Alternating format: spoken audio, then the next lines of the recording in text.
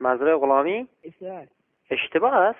بله. خب میدونم اگه اشتباه شما چرا گوشی برداشتی پس؟ شما رو چند گرفتی؟ میدونم مزرعه غلامی مگه نیست. نه خیر. خب اشتباه چرا شما گوشی برداشتی پس؟ شماره 3245 دادی اشتباه گرفتی. درسته شما نباید گوشی برداری. موقع اشتباه است اصلا شما بر ندار. من چطور بفهمم که ده اشتباه؟ نه خب من مزرعه غلامی میخواستم شما گوشی برداشتی. میگم اشتباه گرفتی. میدونم اشتباه گرفتم درسته چرا تو گوشی برداشتی؟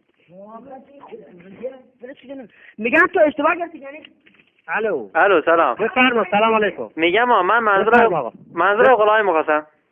شما اشتباه گرفتی. خب اشتباه گرفتن چرا گوشی برداشتی آقا؟ خب گوشی خب ما نمیفهمیده خب اشتباه گرفتی. ما نه وقتی زنگ میخوره گوشی ما باز برداریم. حالا شما اشتباه گرفتی ما وقتی گفتیم خب اشتباه. اشتباه نباید گوشی بردارین. با من ده هر کی زنگ بخوره ما باید مثلا تلفن ما هر کی زنگ خورد بر نداریم. شاید کار ما داره. میگم وقتی بفرما. اشتباه باشه نباید بردارین.